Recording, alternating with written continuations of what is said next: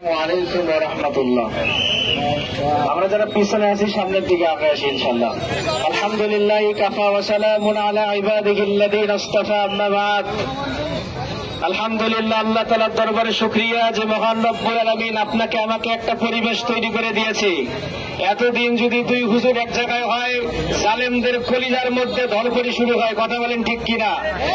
আজ আমরা এই যে শাপলা চত্বরের মধ্যে দাঁড়িয়েছি, এখানে কোন জালেমকে পরোয়া করে আমরা দাঁড়াই নেই, কথা বলেন ঠিক কিনা? আমরা দেখেছি আইয়ুবীর শাসন, বঙ্গবন্ধুর ভাষণ, জিয়া কেটেছে খাল, এরশাদের নানান তাল, ফখরুদ্দিন মঈনুদ্দিন, সব ঘোড়ার টিম দেখা শেষ। সামনে টুপিওয়ালাদের বাংলাদেশ, কথা বলেন ঠিক কিনা?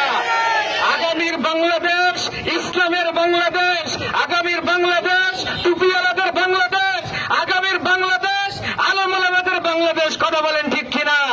যদি কোন জালেমের বাচ্চা আলেমদের দিকে আঙ্গুল উঁচু করে তাকায়, যতক্ষণ পর্যন্ত ওই আঙ্গুল ভাঙতে না পারবো ততক্ষণ পর্যন্ত আমরা ময়দান ছাড়বো না, কথা বলেন ঠিক কিনা? আমরা খুবাইব খাব্বাবের উত্তরসূরি, আমরা হযরত ওমরের উত্তরসূরি, আমরা জীবন দিতে জানি কিন্তু ঈমান দিতে জানি না, কথা বলেন ঠিক কিনা? আমরা আগামীর বাংলাদেশকে আমরা বৈষম্য মুক্ত বাংলাদেশ করতে চাই, কথা বলেন ঠিক কিনা? কোন চোরের হাতে, কোন জালেমের হাতে, কোন টেন্ডারবাজের হাতে এই বাংলাদেশকে আমরা আর উঠাই দিতে চাই না, কথা বলেন ঠিক কিনা? দেখেছি বাবার শাসন, মেয়ের শাসন, স্বামীর শাসন, দেখেছি বউয়ের শাসন, চাচার শাসন, সকলের শাসন দেখেছি। কেউ সমাজের মধ্যে শান্তি আনতে পারে নাই, কথা বলেন ঠিক কিনা? শান্তি যদি আনতে চাই আল কোরআনের শাসন লাগবে, কথা বলেন ঠিক কিনা?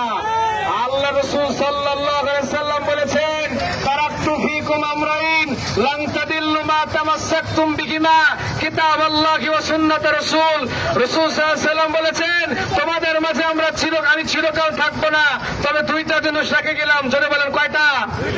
এক নাম্বার হলো আল্লাহর কিতাব, আজও আমাদের মাঝে আছে না নাই?